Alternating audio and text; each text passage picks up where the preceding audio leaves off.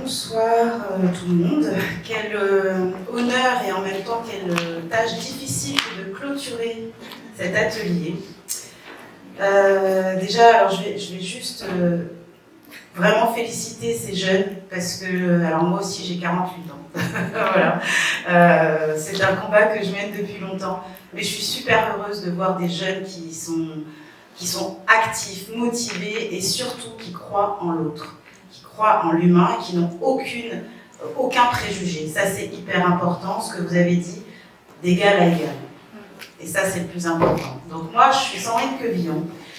Je suis donc sophrologue, énergéticienne Reiki et massothérapeute. Et j'ai fondé une association qui s'appelle Les Tantines. Cette association, elle permet aux femmes de retrouver une dignité par l'emploi, puisqu'on propose de la restauration ambulante, axée sur la cuisine africaine plus saine. Donc on parle aussi de la question, alors c'est pas sur la peau, mais en tout cas tout à l'heure on a peut-être parlé de la santé. Donc moi je suis très orientée aussi sur la santé.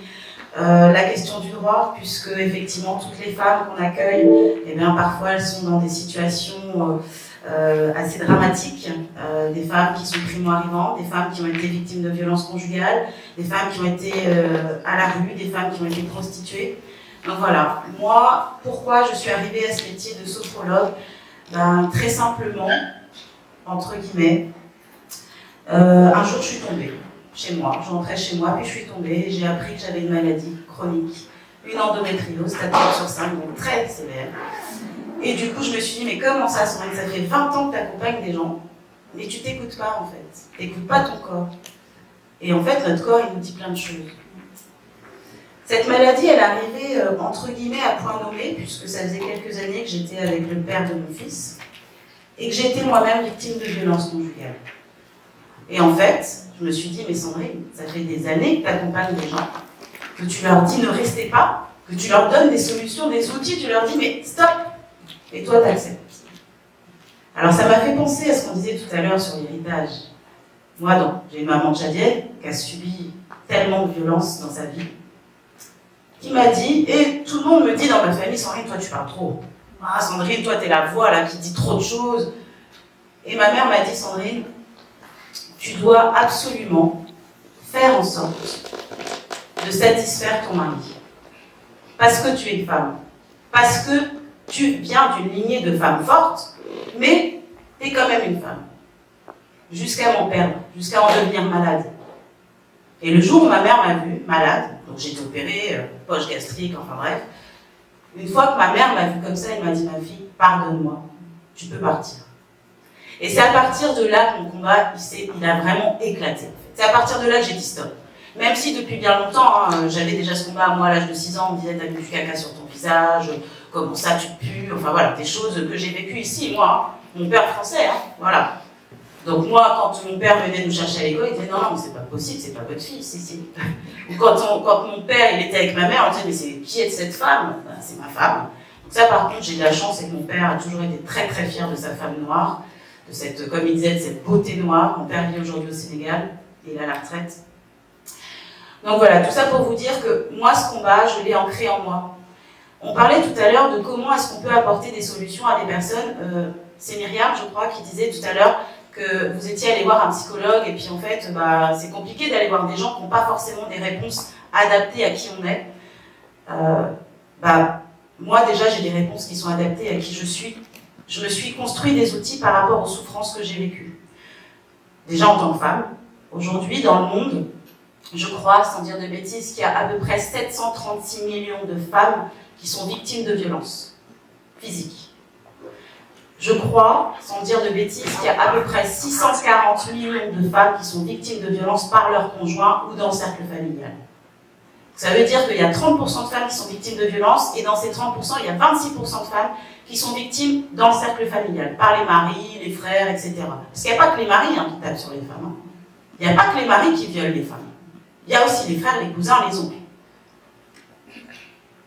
Et parmi tout ça, il y a à peu près 50 000 femmes qui meurent.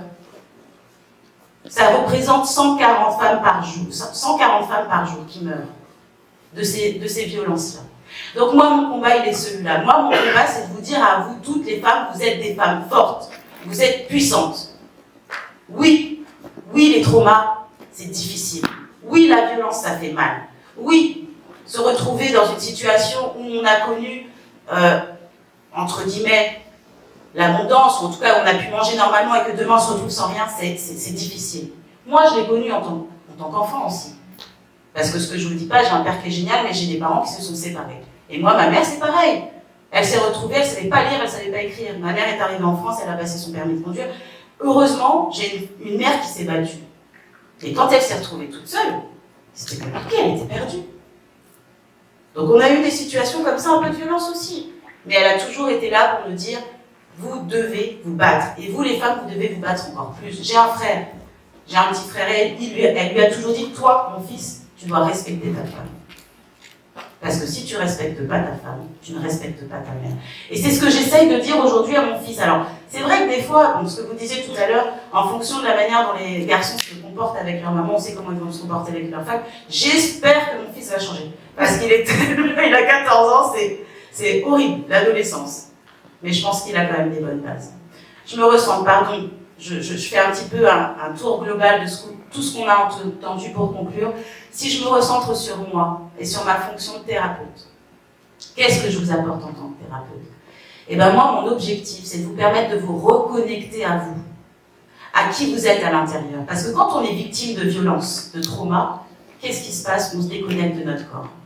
Tout se passe dans la tête, en fait. On laisse tomber le corps. Mais on va venir passer son temps à ruminer, on est nul, on est là. Qu'est-ce qu'il faut faire? Il faut se reconnecter à soi, se reconnecter à ses émotions, se reconnecter à ce qu'on ressent. Tout à l'heure, je crois que c'est encore Myriam, dans ce qu'elle posait comme question, qu'est-ce qu'on apporte comme méthode adaptée à notre communauté? Moi, j'apporte une méthode qui va permettre de parler, de s'exprimer. Je ne suis pas une psychologue, je ne suis pas une psychiatre, je suis une sophrologue.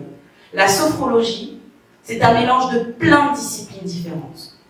Et toutes ces disciplines associées les unes aux autres, elles ont permis de former cette sophrologie qui va donner des outils. Moi, mon rôle, c'est de vous donner des outils. Un psychologue, il va vous aider. Certains sont super, certains vont être formés à plein de méthodes. Il y en a plein. Le FT, le MDR, etc. qui vont vous donner des outils. Mais il y en a plein aussi qui vont juste vous écouter, en fait. Et puis, vous allez avoir l'impression de parler pendant 1 heure à un mur. Alors, sans parler des psychiatres, je ne dénigre pas les docteurs. Mais c'est vrai que souvent, les psychiatres, ils ont tendance à donner des médicaments. Moi, aujourd'hui, je ne vous donne pas de médicaments. Le médicament, c'est vous. Vous êtes votre propre médicament. Par contre, je vous donne des outils pour que ce médicament puisse être efficace. Et les outils, c'est quoi? C'est ce que je disais. C'est une écoute bienveillante. C'est des ateliers. C'est des soins énergétiques. Je suis énergéticienne, comme je le disais. Le fait de pouvoir proposer des soins énergétiques, ça va permettre de dénouer les blocages. Une fois, j'ai massé une femme et vraiment, j'ai ressenti des choses très fortes au niveau de son ventre. Et à la fin du massage, elle a tellement pleuré, je lui ai dit, écoute, je sais ce que tu as vécu. Elle me dit, je veux te le raconter. Et en fait, elle m'expliquait qu'elle avait perdu son bébé et que le papa de ce bébé s'était suicidé. Voilà, c'est ça. C'est ça être énergéticienne en fait, c'est ressentir les choses que d'autres ne peuvent pas ressentir. Et donc en plus de ça, comme je disais tout à l'heure, il y a le massage. Vous parliez d'auto-sabotage, moi je donne de l'auto-massage en fait, voilà, de l'autosatisfaction. Je vais vous apprendre à faire des massages qui vont vous permettre de rayonner, de vous sentir bien. Comme j'ai dit, mon objectif, en toute bienveillance, en douceur et au rythme de chacun. C'est très important. On n'est pas là pour dire tu dois faire ça. On parlait tout à l'heure de la dépigmentation. Bien sûr que si on dit aux gens arrêtez, ils ne vont pas arrêter, c'est normal. Enfin, moi j'étais enfant aussi. Alors là on ne parle pas d'enfant, mais en général quand on interdit, qu'est-ce qu'on fait? On fait justement le contraire. Donc l'idée, bien sûr, c'est d'être dans de la sensibilisation le plus largement possible. Mais surtout, c'est de respecter le rythme de chacun. Alors moi je propose alors je ne suis pas à Paris, je viens à Paris régulièrement, je ne suis plus à Paris. Parce que pour moi Paris c'était aussi une violence. Je suis dans le sud de la France et c'est vrai que je propose des accompagnements. Aujourd'hui en visio, il y a des choses qui existent qui sont très très bien, des outils qui existent qui sont très très bien. Et à travers ces accompagnements-là, voilà, on va être dans une bienveillance collective. C'est plutôt, on parlait tout à l'heure, individuel, collectif. Moi je suis plutôt sur une approche collective. Justement, moi mon grand-père, du coup, de ma maman, il était juge de paix. au Tchad. Et son rôle, c'était vraiment ça. C'était de trouver, en fait, une solution. Donc, il n'y avait jamais de condamnation. C'est ce qu'on m'a raconté, c'est peut-être la légende. Mais en tout cas, je veux y croire. Et je veux grandir et continuer à vivre avec ça. Il n'y avait jamais de condamnation. Les gens repartaient toujours avec un accord. Et c'est ça le plus important, c'est qu'on soit en accord. On n'a pas toujours raison. Ce qu'on dit n'est pas toujours juste. Mais le plus important, c'est d'être en accord avec soi-même. Et c'est ça que j'essaye de faire. Et vraiment, l'idée, voilà, comme je dis, c'est de respecter chacun, de respecter le rythme de chacun. Donc, voilà, je vais continuer après. Oui, je vois qu'on Donc, voilà, on est vraiment pris par le temps, mais je vais quand même donner la possibilité à quelqu'un de poser une question vraiment rapidement. Une seule question, je ne pouvais pas arriver jusqu'à maintenant. C'est la seule et dernière question. Après, on va clôturer. Je vais vous dire on va passer au... Merci pour cette intervention, ça m'intéresse beaucoup et effectivement la liste des soins